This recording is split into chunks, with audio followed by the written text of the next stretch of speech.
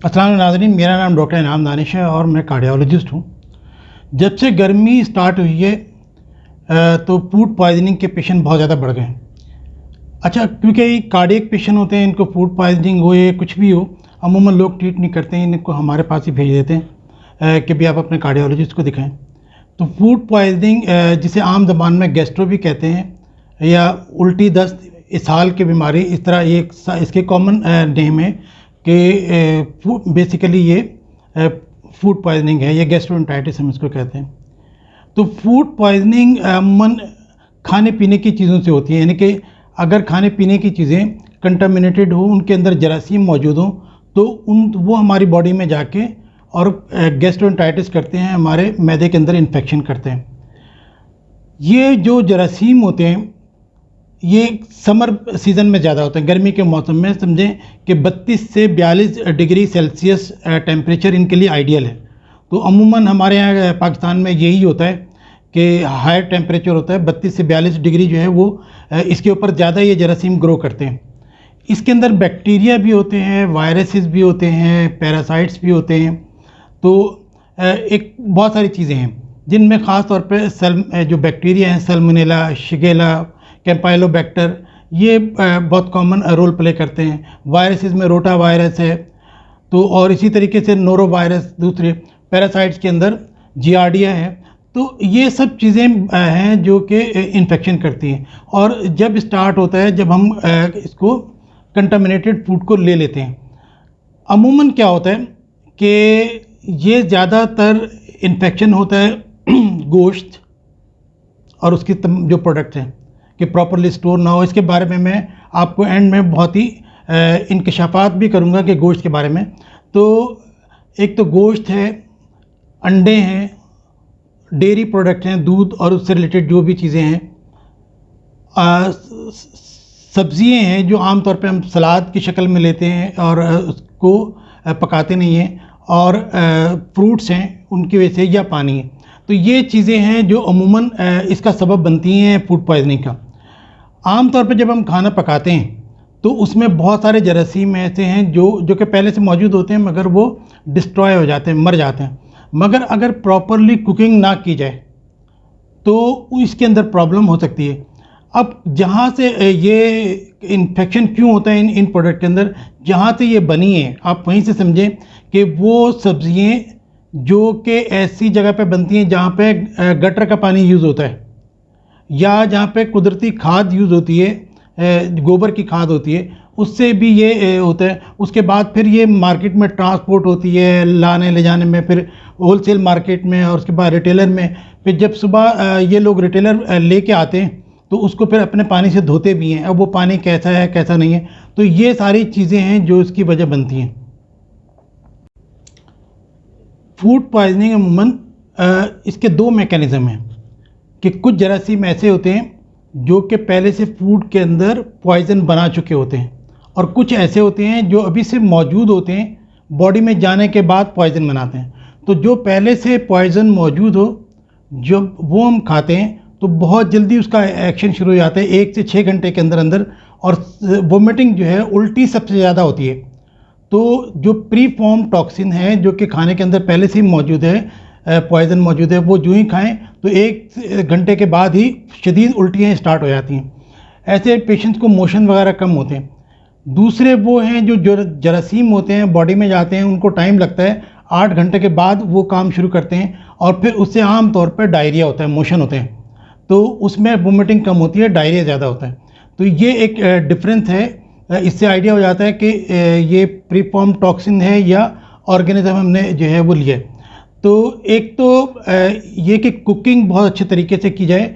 दूसरे ये कि खाना बनाने के बाद 1 घंटे के अंदर आए तो आप खा लें, वरना फिर इसको प्रॉपरली फ्रिज में रख दें, या अगर फ्रिज अच्छा काम नहीं कर रहा है गर्मी में तो फ्रीज़र में रख दें। क्योंकि 1 घंटा बाहर अगर खाना रखा रहता है, या कोई भी चीज़ जो बाहर रखी रह जाती है, वो 1 घंटे के अंदर उसके अंदर जरासीम पैदा हो जाते हैं गर्मी के अंदर।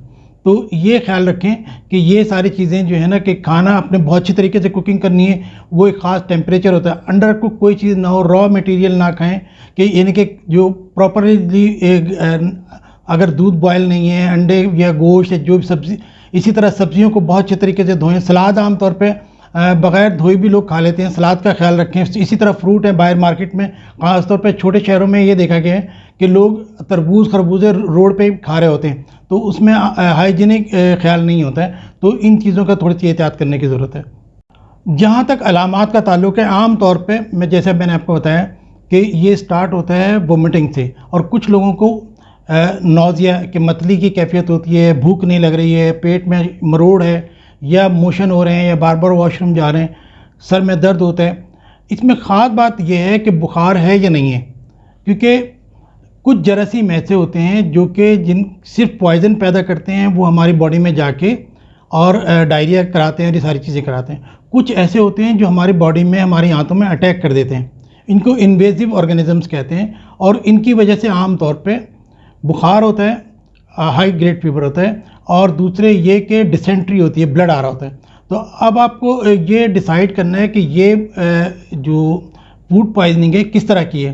क्या सिर्फ उल्टी मतली और मोशन हो रहे हैं, पेट में मरोड़ हो रही है, या इसके साथ ब्लड आ रहा है, डिसेंट्री है जिसको पेचिश कहते हैं कि पखाने के अंदर ब्लड आ रहा होता है, या और बुखार भी होता है, हाई ग्रेड बुखार, यानी कि ये समझें कि 101.4 यानी कि इस 101 से ज़्यादा अगर बुखार हो तो ये भी एक अलामत होती है कि भाई इन्वेजिव ऑर्गेनिज्म है जिसकी वजह से ये हो रहा है।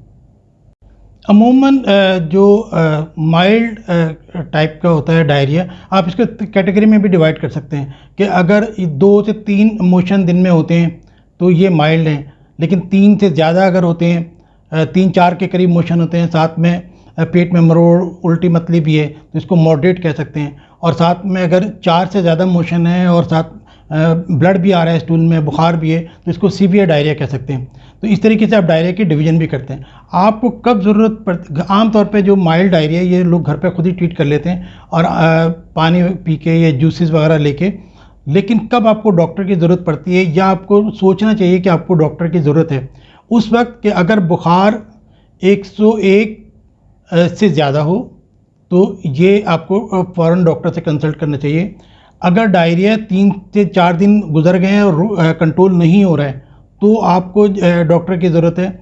अगर स्टूल में ब्लड आ रहा है, पखाने के अंदर ब्लड आ रहा है, तो आपको फ़ौरन हॉस्पिटल की ज़रूरत है, डॉक्टर की ज़रूरत है। सबसे इम्पॉर्टेंट चीज़ जो है वो डिहाइड्रेशन है, कि पानी की कमी, पानी और नमकियात की कमी की वजह से बहुत सारी प्रॉब्लम होती हैं।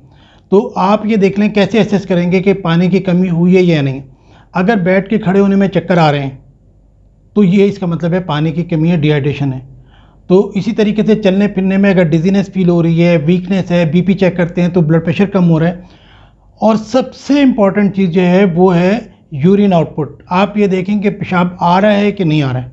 अगर पेशाब बहुत कम आ रहा है या पेशाब नहीं आ रहा है तो ये बहुत ही सिग्निफिकेंट है, क्योंकि डिहाइड्रेशन की वजह से हमारे किडनी आर्जी तौर पे अपना काम छोड़ देते हैं और रीनल फेलियर इसको कहते हैं। तो ये बहुत इंपॉर्टेंट है कि अगर ऐसी कंडीशन है तो फ़ौरन आपको डॉक्टर के पास जाना है। डायग्नोस्टिक वर्क जहाँ तक इसका ताल्लुक है, आमतौर पे तो क्लिनिकली हम देख लेते हैं कि ये एक फूड पॉइजनिंग है, लेकिन अगर फिर भी कंफर्म करना चाहें तो स्टूल जो है वो हम लेबॉर्ट्री में भेजते हैं।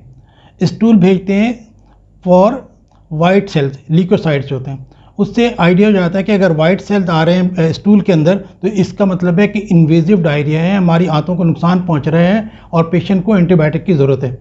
दूसरे टॉक्सिन जो पॉइजन बने हैं वो भी हम स्टूल के अंदर चेक कर सकते हैं। इसके अलावा स्टूल कल्चर की भी ज़रूरत पड़ सकती है। अमूमन ये सब चीज़ें उस वक्त ज़रूरत पड़ती हैं जब फीवर हो और ब्लड आ रहा हो स्टूल के अंदर। लेकिन एक ख़ास बात याद रखें कि कॉलरा हमारे यहाँ बहुत कॉमन है, जिसे हैज़ा कहते हैं। तो हैज़ा के जरासीम जो है वो भी स्टूल पे नज़र आ जाते हैं। तो लेबॉर्ट्री के अंदर हम इसके लिए भी भेजते हैं कि आप जो है ये ज़रूर देखें कि इसके अंदर कॉलरा के जरासीम नज़र आ रहे हैं या नहीं। इसके अलावा जो हम देखते हैं, टेस्ट कराते हैं, वो यूरिया क्रिएटिनिन इलेक्ट्रोलाइट्स है कि किडनी फंक्शन कैसा है, नमकियात कैसे हैं, नमक की कोई कमी तो नहीं हो गई है, किडनी ख़राब तो नहीं हो गए, क्योंकि हमें जब पानी देना है पेशेंट को वो उसी पर डिपेंड करता है कि किडनी फंक्शन सही है या नहीं है। डाइट में बहुत लाइट डाइट लें। आमतौर पे जो माइल्ड डायरिया है वो उसको घर पे ट्रीट कर लेते हैं।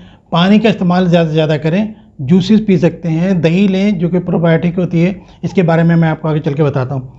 तो अपने आप को डिहाइड्रेशन से बचाएं, जितना पानी पी सकते हैं। लेकिन अगर मतली की कैफियत है, उल्टी मतली है, तो उल्टी मतली की टैबलेट ले सकते हैं और पानी के सिप ले लें या आइस क्यूब ले लें, उनको मुंह में रख के चूसते रहें। तो ये भी एक अच्छा तरीका है ताकि डिहाइड्रेशन ना हो। कुछ लोग तुर्श चीज़ें भी लेते हैं बहरहाल, तो उससे भी जो है जैसे कोल्ड ड्रिंक वगैरह फैंटा लोग पीते हैं, तो वो क्योंकि मतली की कैफियत होती है तो फैंटा पी जा सकती है। अच्छा, जिन चीज़ों से बचना चाहिए वो है कि चर्बी चिकनाई की कोई चीज़ ना लें, फ्राइड कोई चीज़ ना लें, दूध से बचें, दूध और दूध से बनी हुई बाकी दूसरी चीज़ें वो ना लें, डेयरी प्रोडक्ट, स्पाइसी फूड ना लें, मिर्च मसाले जो हैं वो बहुत कम होने चाहिए, चाय ना पिएं। तो चाय कॉफ़ी जो है ये भी स्टमक को इरिटेट करते हैं, तो इनसे बचें। पानी, जूसेस लें और दही का इस्तेमाल करें। और लाइट अगर इजाज़त दे इनके जब कुछ रुक जाए मोशन, तो फिर खिचड़ी टाइप की सॉफ्ट चीज़ें जो हैं वो इस्तेमाल कर सकते हैं। घर पे जो ट्रीटमेंट है वो सबसे इम्पॉर्टेंट चीज़ ORS है। ORS ओरल रिहाइड्रेशन सॉल्यूशन जो होता है, तो ये पैकेट ले लें ORS का। एक पैकेट को 1 लीटर के अंदर डिज़ोल्व करें, 1 लीटर से कम ना करें क्योंकि उसकी फिर कंसनट्रेशन जो है वो बढ़ जाती है और वो फिर बॉडी के लिए नुकसानदेह होती है। तो एक पैकेट को 1 लीटर, कम से कम 1 लीटर के अंदर ज़रूर उसको डिज़ोल्व कर लें उसकी, ताकि इतना डाइल्यूट ये हो जाए। तो ORS लें जितना ले सकते हैं। मॉनिटर करते रहें कि आपको पेशाब आ रहा है कि नहीं। सबसे इम्पॉर्टेंट चीज़ ये है कि आपने ये देखना है कि पेशाब आ रहा है कि नहीं। तो अगर पेशाब नहीं आ रहा है और पानी पिएं, और इसका मतलब है कि अभी पानी की कमी है, तो ये देखते रहें। कुछ लोग जो है वोमिटिंग अगर है, उल्टी मतली है, तो उसके लिए ग्रेविनेट, ऑनसेट या इस टाइप की चीज़ें, मेटाक्लोन वगैरह वो ले लेते हैं, उससे उल्टी मतली काफ़ी रुक जाती है। अब बात आ गई कि ये एंटी डायरियल मेडिसिन लेनी चाहिए कि नहीं, कि जिनसे मोशन कम हो जाते हैं। देखिए, ये जो मोशन होते हैं या उल्टी होती है, ये नेचुरल मैकेनिज़्म है। जब हमारी बॉडी में पॉइज़न जाता है तो पॉइज़न को निकालने के लिए उल्टियाँ आती हैं, पॉइज़न को निकालने के लिए मोशन आते हैं। तो एक हद तक तो ये काबिल बर्दाश्त है, यानी कि ये नेचुरल मैकेनिज़्म है। अगर बहुत ज़्यादा तकलीफ़ हो, बहुत ज़्यादा प्रॉब्लम हो रही हो, तो फिर इमोडियम कैप्सूल ले सकते हैं। ये एंटी डायरियल है, मोशन कम करने। लेकिन वो लोग नहीं ले सकते जिनको बुखार है और जिनको ब्लड आ रहा है। अगर स्टूल में ब्लड है, बुखार है, तो फिर आप जो है ये नहीं ले सकते। इसकी वजह से आंतें बड़ी फैल जाती हैं, फूल जाती हैं और उसको मेगाकोलोन कहते हैं। तो ये जो है मुनासिब नहीं है। सिर्फ वो लोग जिनको बुखार नहीं है, जिनको स्टूल में ब्लड नहीं आ रहा है और बहुत ज़्यादा वो परेशान हो रहे हैं, तो वो इस मोटिलिटी कम करने के लिए ये इमोडियम टाइप के दवा ले सकती हैं, जो कि मोशंस को कम करते हैं। अगर सीवियर डायरिया है, डिहाइड्रेशन है, तो पेशेंट को फौरी तौर पे हॉस्पिटल शिफ्ट करें और वहाँ पे डॉक्टर मॉनिटर करते हैं और साथ में ड्रिप लगाते हैं 9 सलाइन की। और इसके साथ साथ ही जो है वो ब्लड टेस्ट भेज देते हैं किडनी फंक्शन देखने के लिए। आम तौर पे ये होता है कि फॉलिक कैथेटर लगा देते हैं ताकि यूरिन आउटपुट चेक कर लें। हमें आवरली देखना होता है, हर घंटे 50 ml से ज़्यादा होनी चाहिए यूरिन आउटपुट। अगर यूरिन आउटपुट कम आ रही है तो हम ये सोच रहे होते हैं कि किडनी कहीं फेल होने के लिए जा रही है, तो हमें फिर बड़ी एहतियात से पानी देना होता है। और जिनको बहुत ज़्यादा डायरिया हो तो उनको रेक्टल ट्यूब लगा देते हैं। उसके ज़रिए भी जो डायरिया है, एक तो पेशेंट को बार बार वॉशरूम नहीं जाना पड़ता है और वो सारा डायरिया एक जो बैग होता है उसके अंदर होता है, और उससे हम असेसमेंट करते हैं कि कितना पानी जो है वो यूरिन के ज़रिए निकल रहा है, कितना पानी जो है वो डायरिया में निकल रहा है, कितना हमें पेशेंट को रिप्लेस करना है। जब हम ड्रिप दे रहे होते हैं तो हमने एक दिन में 14 ड्रिप भी दी हैं मैंने अपने सामने, लेकिन इसमें मॉनिटरिंग की बहुत ज़रूरत है। कि जब हम हाउस जॉब कर रहे थे, जबकि बात है ज़ाहिर है कि उस वक्त लोगों को इतनी वो नहीं होती है, तो एक पेशेंट ऐसा आया जिसको कॉलरा की वजह से उसको ड्रिप दे रहे थे, मगर उसका ब्लड प्रेशर बेहतर नहीं हो रहा था और यूरिन आउटपुट बहुत कम थी। बहरहाल, तो कहने का मकसद ये कि उसके किडनी फेल हो चुके थे, मगर चूँकि उसको ड्रिप दी वो सारा पानी लंग के अंदर जमा हो गया और पेशेंट को सांस में प्रॉब्लम हो गई। तो कहने का मकसद ये है कि अगर आप ड्रिप दे रहे हैं तो साथ साथ में यूरिन आउटपुट ज़रूर देखें और चेस्ट को ऑस्कल्टेट करें, कहीं लंग में पानी जमा ना हो जाए, क्योंकि जब किडनी काम नहीं कर रहे होंगे, जितना फिर आप पानी देंगे वो एक्स्ट्रा होगा तो वो लंग में चला जाएगा। ये एहतियात करने की ज़रूरत है। अब ये है कि एंटीबायोटिक्स दें या ना दें। आम तौर पे तो आप देखते हैं कि जहाँ पेशेंट को डायरिया स्टार्ट हुआ लोग एंटीबायोटिक शुरू कर देते हैं। ऐसा नहीं है, एंटीबायोटिक्स के नुकसानात भी हैं, यानी कि ये बजाय फ़ायदे के नुकसान भी पहुंचा सकती है। आम तौर पे अगर फीवर नहीं है, ब्लड नहीं आ रहा है स्टूल के अंदर, तो कोशिश करें कि सिर्फ ORS लें और रिहाइड्रेट करें, एंटीबायोटिक्स ना लें। एंटीबायोटिक की ज़रूरत जब पड़ती है जब 8 से 10 मोशन डेली हो रहे हों और 3 से 4 दिन गुजर जाएं, मोशन कंट्रोल ना हो। अगर विब्रियो कॉलरा आप सस्पेक्ट कर रहे हैं कि राइस वाटर स्टूल टाइप की जो चीज़ें होती हैं बिल्कुल पानी की तरह मोशन हो रहे हैं, जिसके हम जैसे कॉलरा कंसिडर करते हैं, या कॉलरा के जरासीम स्टूल के अंदर आ जाएं, स्टूल में अगर ब्लड आ रहा है, तो ये सब चीज़ें, या फिर स्टूल हम चेक करें उसके अंदर वाइट सेल आ रहे हो, तो भी हम एंटीबायोटिक के बारे में कंसिडर कर सकते हैं। स्टूल कल्चर कराएं, उसके अंदर अगर वो पॉजिटिव आ जाता है तो भी हम एंटीबायोटिक कंसिडर करते हैं। तो इसमें आम तौर पे सिप्रोफ्लॉक्सासिन और एजिथ्रोमाइसिन ये कॉम्बिनेशन देते हैं कि कुछ पहले तो सिर्फ सिप्रोफ्लॉक्सासिन, लीवोफ्लॉक्सासिन ये यूज़ करते थे, मगर कुछ चीज़ें ऐसी हैं जो इनसे रेजिस्टेंट होती हैं, तो एजिथ्रोमाइसिन इसके साथ जो है जाइटो के नाम से आती है, ये इसको ऐड कर देते हैं। तो कहने का मकसद ये है कि एंटीबायोटिक हर एक को नहीं देनी, सिर्फ सिलेक्टेड पेशेंट में अगर डिसेंट्री है और बहुत ज़्यादा मोशन है, तो सीवियर डिजीज़ है, हाई ग्रेड फीवर हो रहा है, तो हम एंटीबायोटिक को कंसिडर करते हैं। देखिए कुछ चीज़ें प्रोबायोटिक कहलाती हैं, जैसे दही है और बाज़ार में मिलता है एनफ्लोर साशे, तो ये प्रोबायोटिक वो हैं जरासीम हैं जो कि अच्छे जरासीम हैं, जो हमारी बॉडी में जाके जो दूसरे हार्मफुल हैं, नुकसानदेह जरासीम हैं, उनसे लड़ते हैं और उसको डायरिया को या फूड पॉइजनिंग के असर को कम कर देते हैं। तो इनफ्लोर साशे आता है, दिन में 1 साशे काफ़ी है, तो ये काफ़ी इफ़ेक्टिव है। दही भी यही काम करती है और इनफ्लोर साशे भी यही काम करता है कि ये प्रोबायोटिक हैं, खुद जरासीम है बॉडी में जाके ये अच्छे जरासीम है बॉडी में जाके उनसे लड़ते हैं और उनकी जगह पे जो हार्मफुल जरासीम है, तो प्रोबायोटिक का यूज़ करना भी वो अच्छा है। अब मैं वो एक बात आपसे शेयर करना चाहता हूँ, वो ये है कि गोश्त के बारे में, कि गोश्त को एक तो जिस तरीके से वो किया जाता है उसकी एहतियात करनी चाहिए।